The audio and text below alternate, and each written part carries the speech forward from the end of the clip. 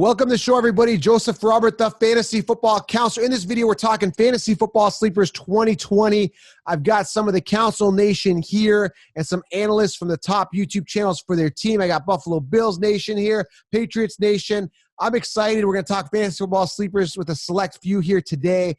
And I'm just going to roll right to it. So anyone want to put their hand up and share with us a Fantasy Football Sleeper they're targeting? I want to get right into it, guys. We're talking sleepers. I've got a list of sleepers I'm going to share with you guys as well. But I want to dive in. We got some people still joining us. Eric in the house. Eric, if you could please mute the mic. And then when you come on in, when you're asked to talk, we'll unmute you and you can talk to everybody here. So Fantasy Football Sleepers 2020. Who wants to start and give and share a sleeper with us? All right, Tim is joining now. Tim, the bald guy, is here, joining from the computer.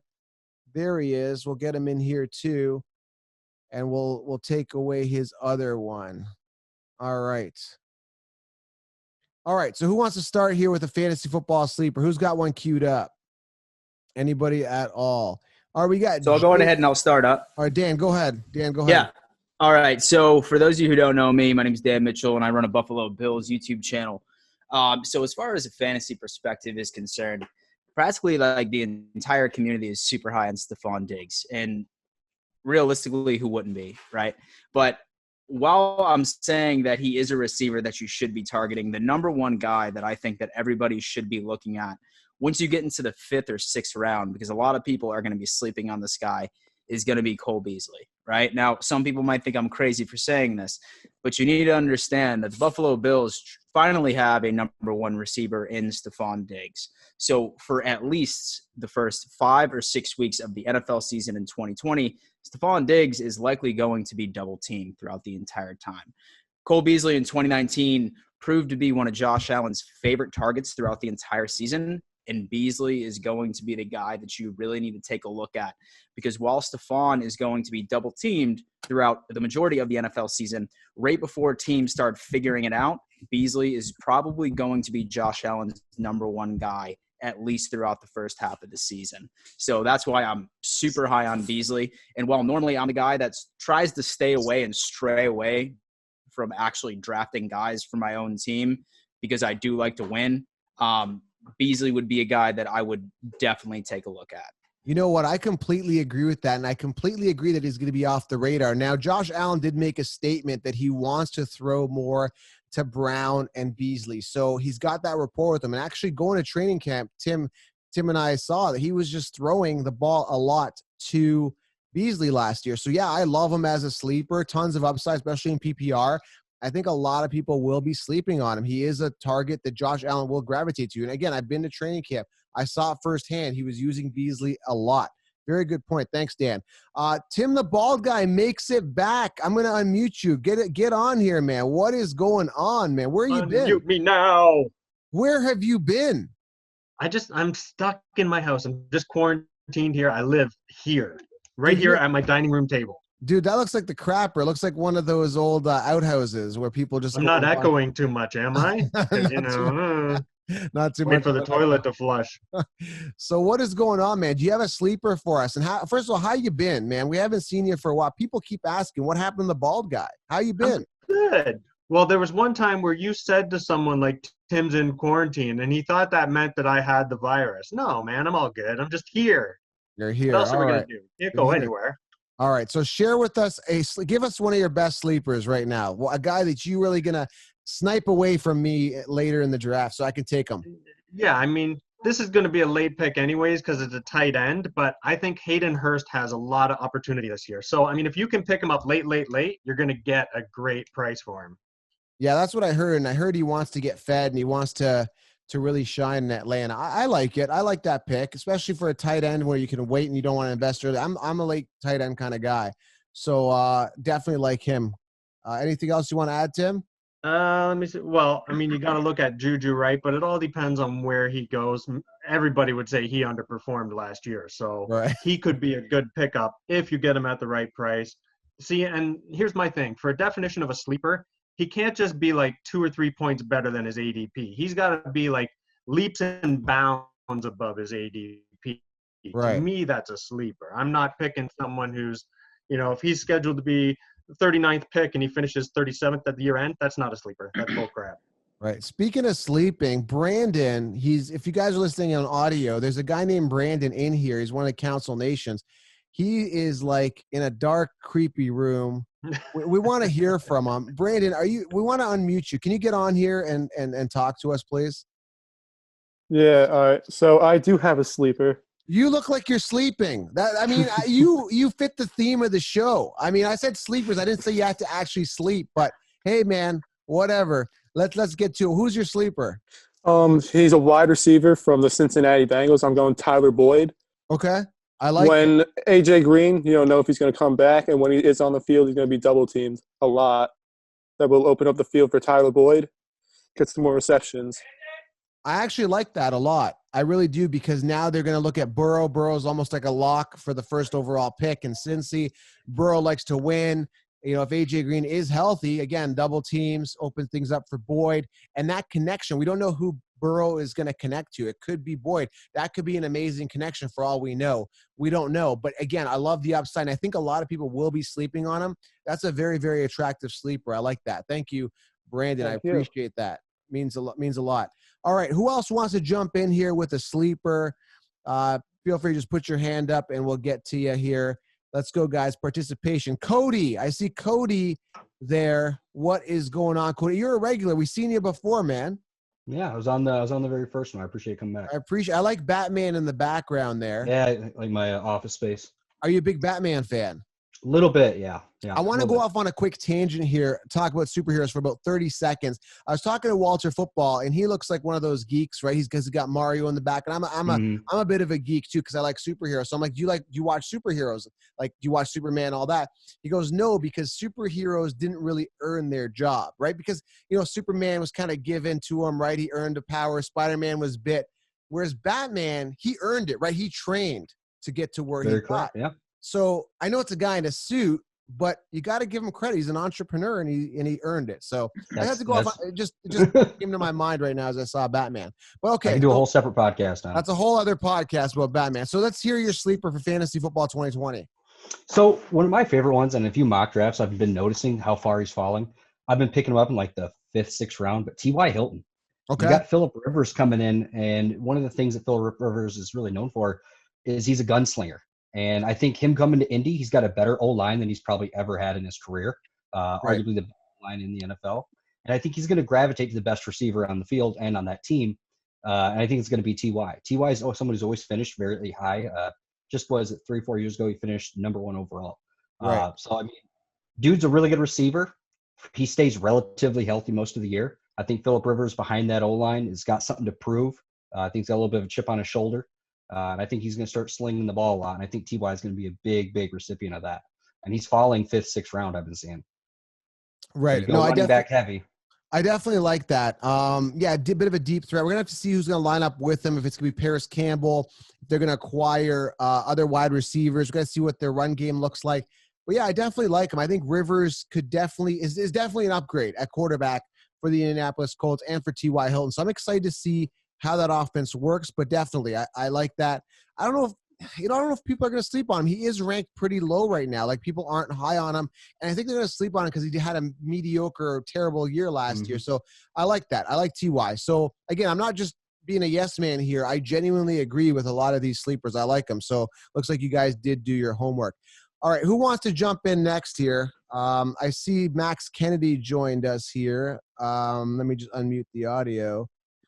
Max, we don't have a video there. Max, you there? Yeah, I'm here. Hey, do you want to share a sleeper with us? Not really. I haven't been in fantasy that much. Okay. So I put you on the spot here. You just joined the room. I threw you right into the front and center here. That's fine, man. How long you been doing fantasy for? You just getting into it? I think this is my 4th year. Good for you, yeah. So you're getting into it. Just made a dynasty league last year. Okay. And I wanted to ask you about AJ Brown upside this year. Sure. And Singletary too. Okay, so yeah, good question, because it is a Q&A. I did promise a Q&A as well. So bottom line is, I'm going to give you my input on Singletary, but then we're going to go to Dan. He's the Buffalo guy. I love Singletary the way that it sits right now, but again, I really feel that they're going to put in somebody else. They're going to draft somebody else to complement him. I don't see him being the full workhorse running back, unfortunately. The way that it sits right now, I love Singletary. I would love for him to be a workhorse. There was talk that he could potentially be the workhorse, but now there's rumors that there's someone else going to come in. We'll let Dan field that. But in regards to A.J. Brown, I have him as a potential boomer bust kind of guy. I think that his ADP is pretty high right now. And I see the upside, because you got to look at what Tannehill did with Landry a couple of years ago. He fed that target. A.J. Brown could eat. But again, you have that kind of bust potential, because I think people will pay a pretty high price for him. I think they're going to try to pay like a third-round pick for him. And I don't know if I want to pay that. So it depends. It's total boom or bust, but the ceiling is there. And with ceiling, guys, comes risk, right? But Dan, do you want to quickly jump on here and give us some input on Devin Singletary and what the situation is in regards to them? Are they going to bring somebody else in for sure? Yeah, so Singletary is going to be a gamble. So let's put it this way. I am willing to put my house on the line that the Buffalo Bills are going to be spending their second-round pick on a running back. I really think that they're about to transition over to the running back by committee right in 2020. So while you still have that opportunity of Devin Singletary being able to have like those massive chunk plays, I think that it is going to affect him at some point. Really not sure what your fantasy football strategy is, but I am a huge advocate of drafting a running back for the first 3 rounds. Lucky enough for you, most Buffalo Bills players have like a negative stigma like right against them. Like they're like, oh, it's the Bills. And they just like really don't like sort of see their capability going into the draft by itself. So say, for example, that Devin is available in the 3rd round, then yeah, 110% jump on that. But I would be super cautious about picking him up in the 1st or 2nd, just because of the moves that the front office of the Buffalo Bills are most likely going to make this time come next week. Right. Yeah, I mean, I took it, I think, late 4th round. That was kind of steal. And also about Josh Allen, took him late 6th last year. Good. I think he has pretty good upside. Yeah, for sure. Like, I mean, especially once you get into like that mobile quarterback aspect. And I really think that Josh Allen is like really going to fit his mold, be his final form, if you will, by his 3rd year. So definitely a solid pickup. Yeah, I mean, he had the same amount of rushing touchdowns that Saquon had last 2 years, I think, or that's facts. Through their career. So yeah, that was my kind of questions.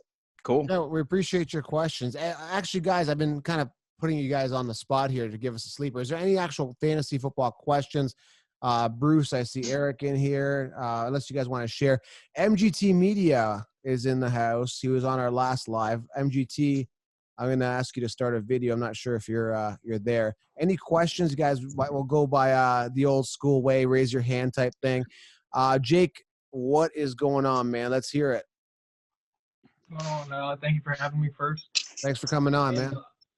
So I know you touched on the rookie running backs a little bit in some of your other videos, but I don't know if you agree. As I look at it right now, I don't think there's a really good landing spot for any running back this year that's going to get like full workload, like 250 plus carries.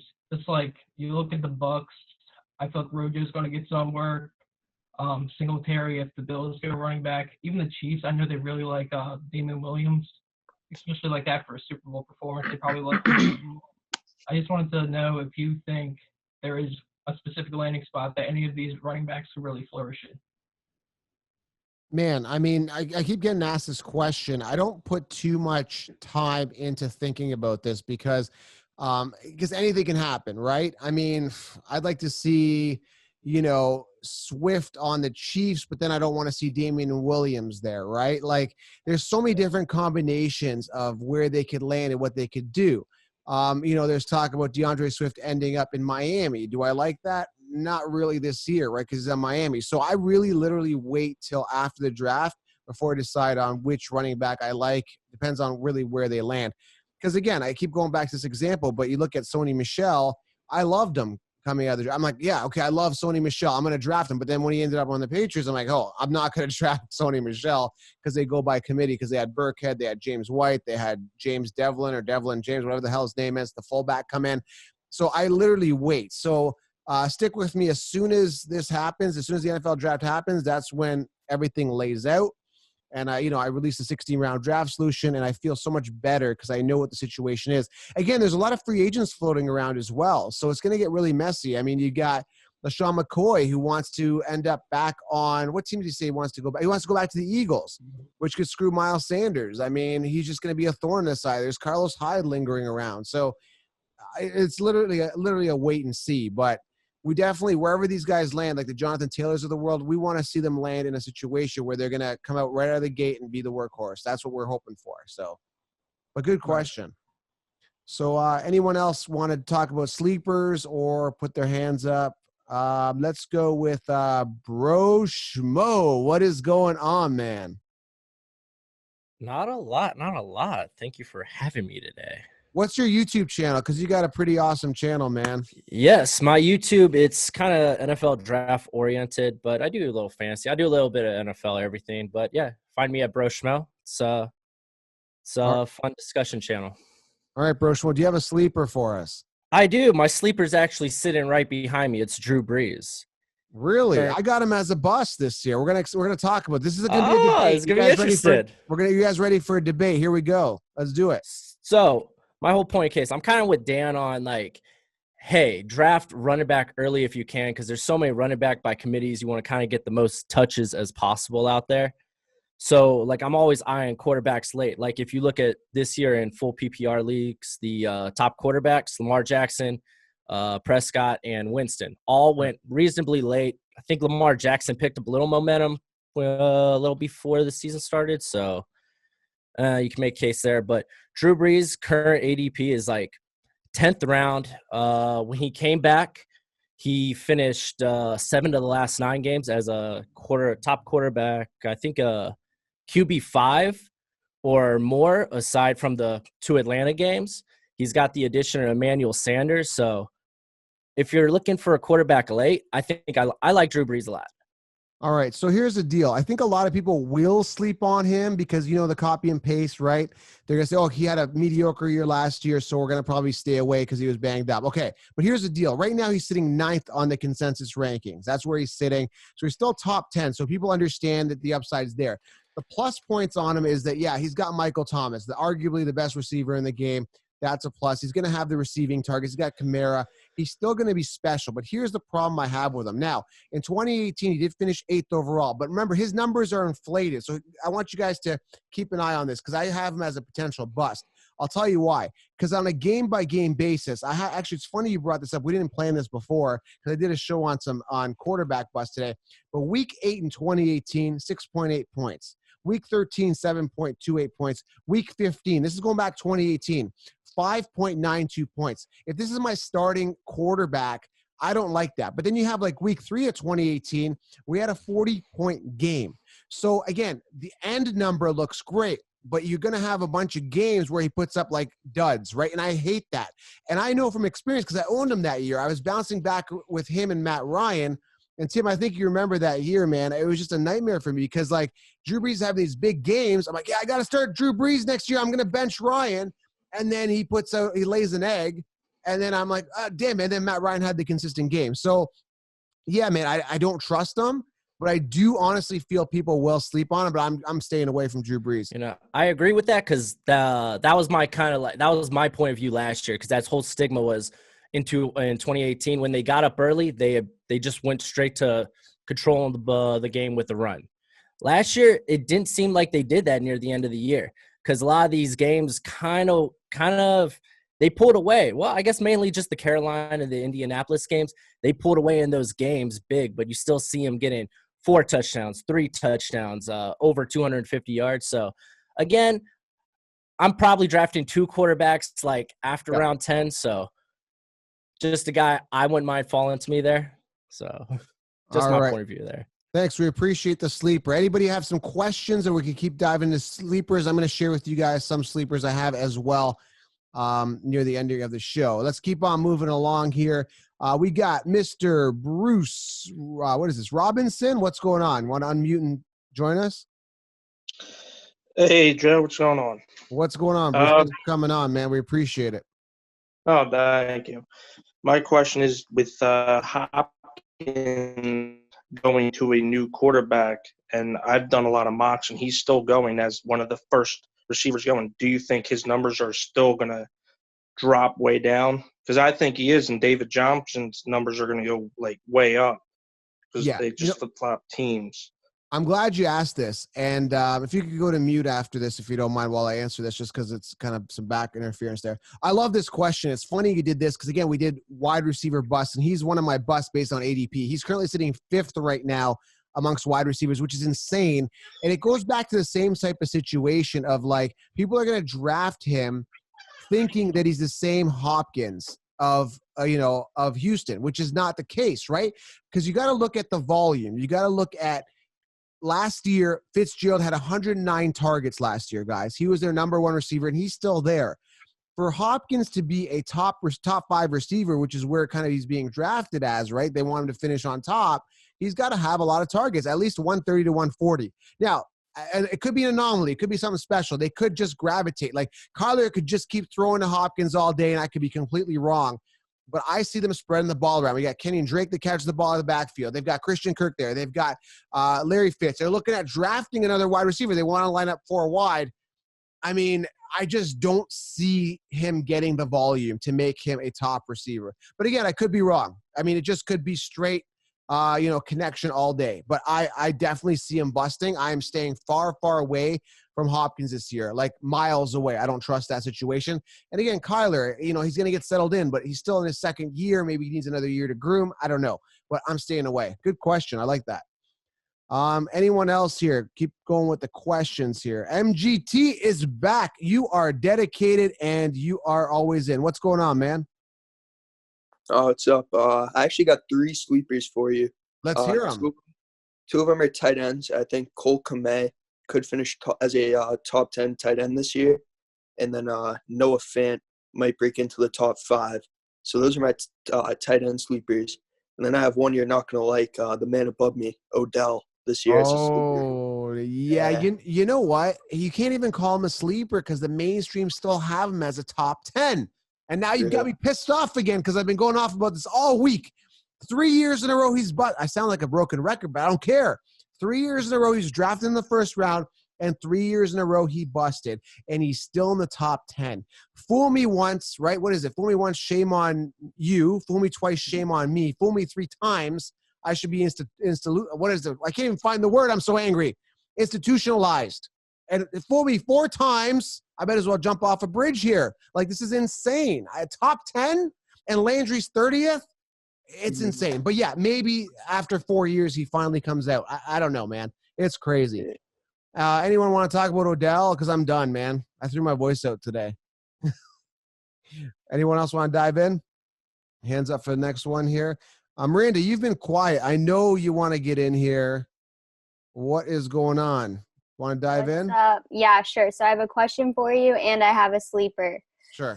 So I'll go with the question first. But last year you were super high on Montgomery, and I know it wasn't his fault because Nagy, wasn't giving him the ball, wasn't making the right play calls and stuff. But do you see him potentially coming out this year, or what's your thoughts on that? Yeah, because I think they're going to improve the O-line. I had the Bears guy on the other day. We talked about he averaged around 3.7 yards per carry. If that even jumps up to a 4.2 yards per carry, we're looking at over 1,000-yard a season rusher. He only had 6 touchdowns. A big part of that was because Nagy wasn't using him near the goal line as much as he could have. Tariq was coming in there. I think they're going to pound the ball a little bit more. Another benefit is that Nagy is now on a short leash, which means that, hey, you got to use your running back. You got to pound the ball and mix things up. And also, if Nick Foles gets started, too, that could be a benefit, too, for him. Again, I think Foles is going to air it out more. I think he's just a better quarterback. they've got to wake up this year. So, yeah, I like Montgomery, and I think he's going to be a sleeper. I think people are definitely going to be sleeping on him, and he is one of my sleepers. I do like him this year, not as an RB1, maybe not even as an RB2, but if I can get him in the 3rd or 4th round, I'm definitely grabbing him. He is hungry. He is, I think he just posted on social media something about doubting, haters doubting me. You don't know me. I work hard. He had some sort of weird quote. Anyway, besides the fact, I like David Montgomery this year again, but again, as an RB3 or something, as long as I have depth. Yeah. Okay. Yeah, I was just in general too. Like, I feel like drafting a rookie running back. He was a rookie last year, but like just in general, like it's hard to like predict whether they're going to go off or not because they're not really like integrated within the team and there's not that trust. So that was like, I mean, I told my dad, I was like, yeah, I think I'm going to draft him, listening to you and other people.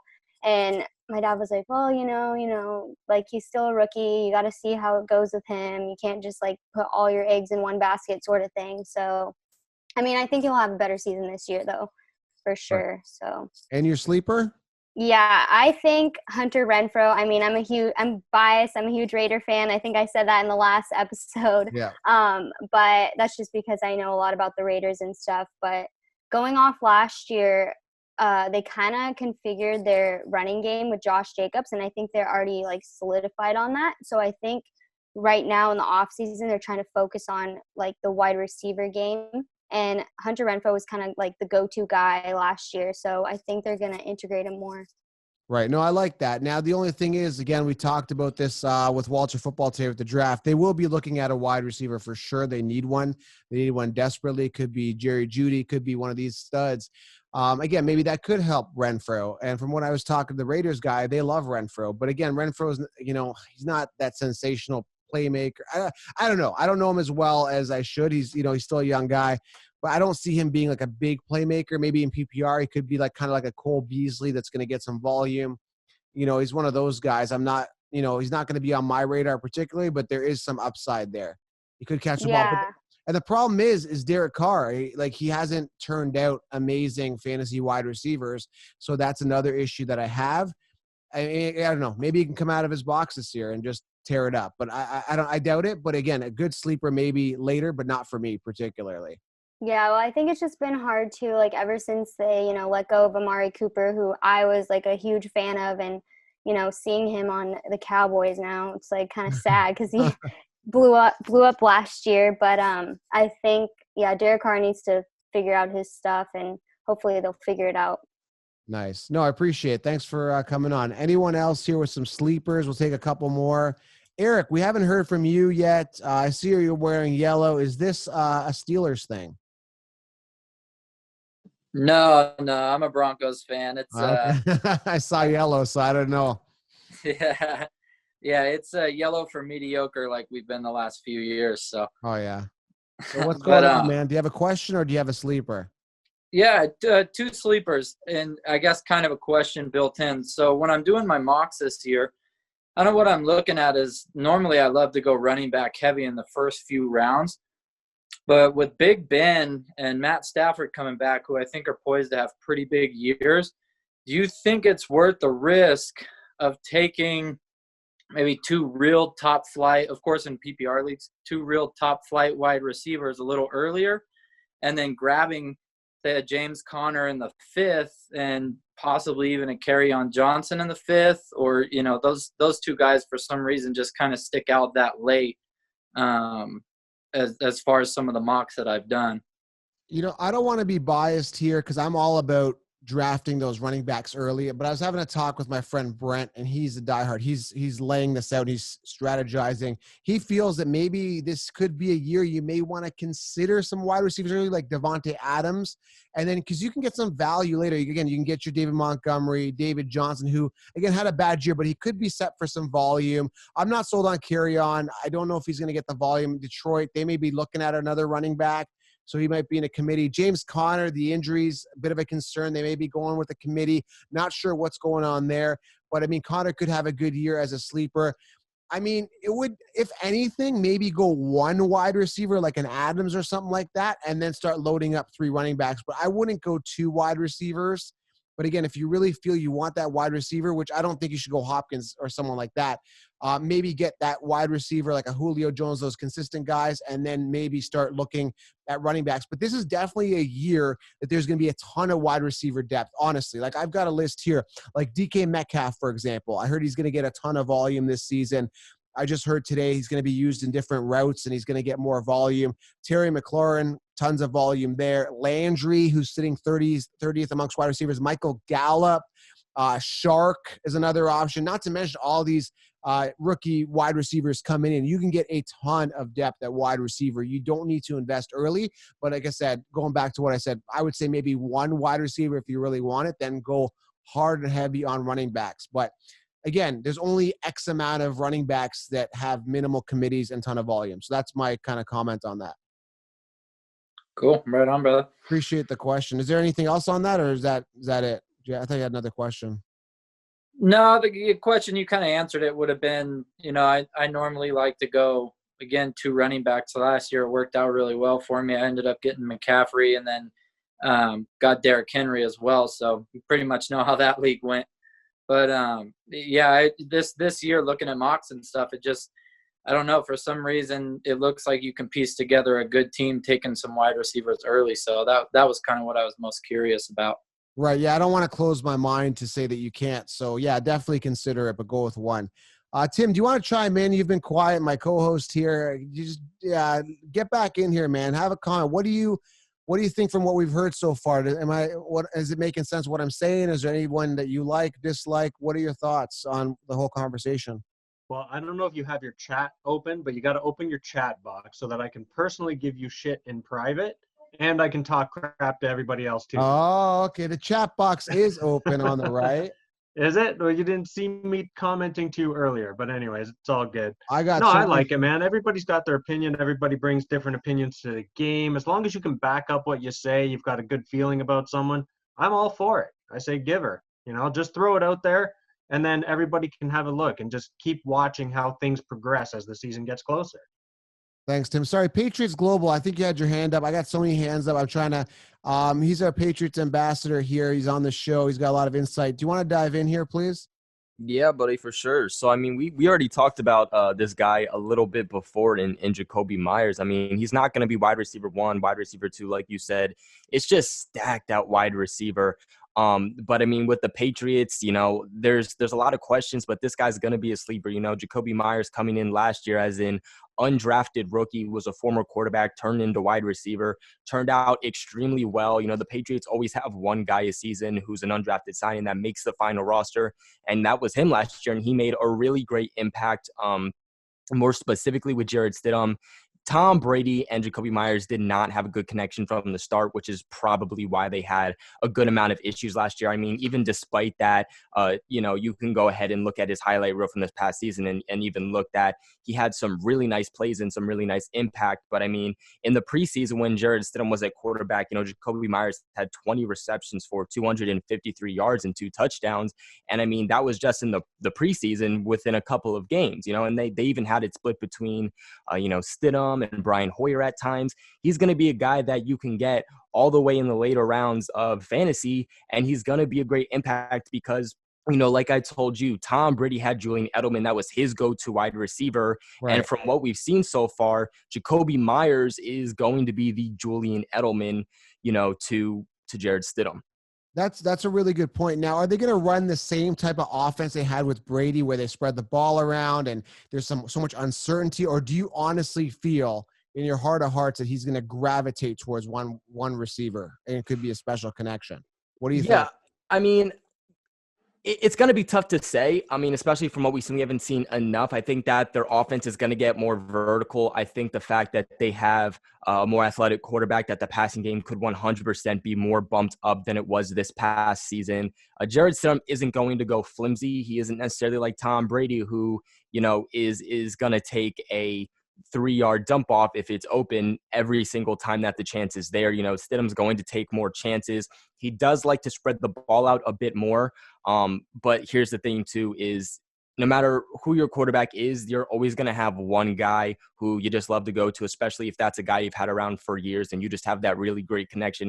You know, like I said, Tom Brady and Julian Edelman, despite other guys being open, it was always just something there that he could know that if he's under pressure, he can rely on Julian Edelman. And I just think that that's what Jacoby Meyers is going to be for Jared Stidham. And I mean, like I said, you could take him really late because he's a name that 99% of people don't know about. Yeah, thank you very much. Very good insight, guys. Make sure you guys follow Patriots Global on YouTube. Yeah, I mean, guys, you crushed it. I mean, you covered a lot of my guys. And, yeah, I'm just going to give you a quick list of my guys here. And Daniel Jones, Drew Lock, Hayden Hearst, which Tim talked about, Michael Gallup, Calvin Ridley. I like Diggs. I think people will sleep on him. I don't, you know, he's sitting 23rd-ish right now amongst wide receivers. He's pretty low. Again, Landry. I mean, he had such a good season last year. Everyone's sleeping on him. Terry McLaurin, and again, DK Metcalf, a couple of guys I like. But yeah, I mean, you guys gave a lot of good insight. I like some of these guys, from Myers to Beasley to some of these guys. So again, really, really good insight. A couple more questions here. MGT, do you want to end this off here? One more question. Yeah, I just wanted to actually give a deep sleeper and then ask your thoughts on the backfield situation. So I'm looking at the Redskins backfield. I don't think Darius Geis is able to maintain a whole season. And I'm looking at Bryce Love knocking on the door, coming in. I think he could potentially be like a Brashad Perriman, where he wins you a league potentially at the end of the season. So what are your thoughts on that backfield? I know they just got Peyton Barber, but who do you see taking it over the role if Darius Geis goes down? Yeah, again, you're kind of basing it on Darius Geis going down, which is very probable. But, you know, I love Bryce Love, but it's just too crowded right now. It's just way too crowded. I love him. If it was just Bryce Love and Peyton Barber, I'd be all over Bryce Love, but it's not. It's just not the way it is right now. I mean, maybe you could stash him for some upside, but again, I'm not really sold on the Redskins, you know, giving volume to just Bryce Love. Again, we met Bryce Love at the draft. Super nice guy, super talented, but unfortunately, the committee he's just buried in the depth chart. He could rise to the top of the depth chart, but it's still a bit of an annoying committee. And adding Peyton Barber, I mean, why would they even do that? They've got depth there. It's just an annoying situation I don't want to be a part of at all. But I agree with that. I love the talent. Bruce, got a question there. Yeah, my two sleepers are David Johnson and Le'Veon Bell because of their backups. But my question is, who do you think would make a better late-round quarterback? Would be Daniel Jones, or I've been able to get Matt Ryan in the later rounds. Sorry, what's the question? Your bandwidth was a little bit cutting out there. So in the later rounds, I'm able to get Daniel Jones and Matt Ryan. I'd rather go Matt Ryan. I love both this year. I mean, ideally, I'd go Matt Ryan, and I think Jones will fall a little bit later. Maybe get Jones as even a backup if he's there. I always like two quarterbacks, and I actually like those two quarterbacks for 2020 as it sits right now. But I like Matt Ryan a little bit more just because we've seen more out of him. But Daniel could have a phenomenal year this year. Okay, thank you. Yeah, because they go around the same time. Yeah. I mean, it depends. I think Daniel Jones will fall a little bit more, but it's still early with mock drafts. They're so volatile and uncertain right now. But things will fall into place in about the next month or so. Then we'll know. Tim, you want to wrap this up? I don't know if I'll wrap it up, but I mean, I just got a couple other ones that I'm going to throw at you here. So Green Bay, there's some opportunities on Green Bay. These are just guys to kind of keep an eye on as we get closer to the season, right? So they got Funches, they got Scantling, and Lazard. I think Lazard is going to be the top of those three. So he's someone that could easily climb some good spots, someone to keep an eye on anyways. Also the Vikings. The Vikings have a huge opening right now that someone needs to fill.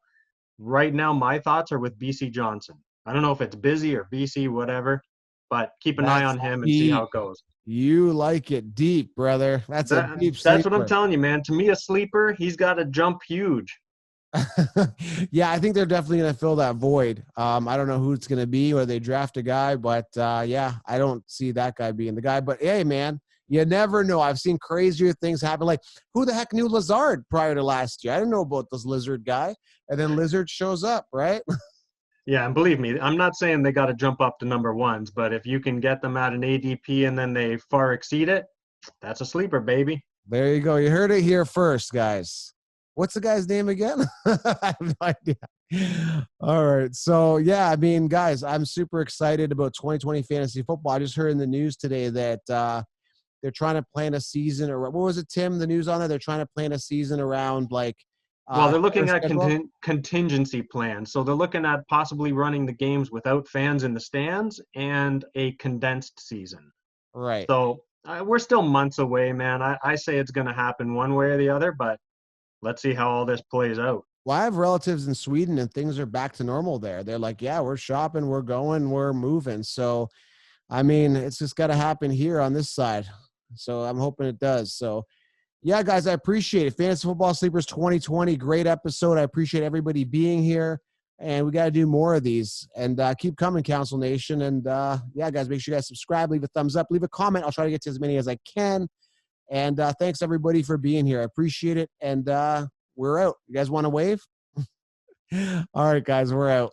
Appreciate it.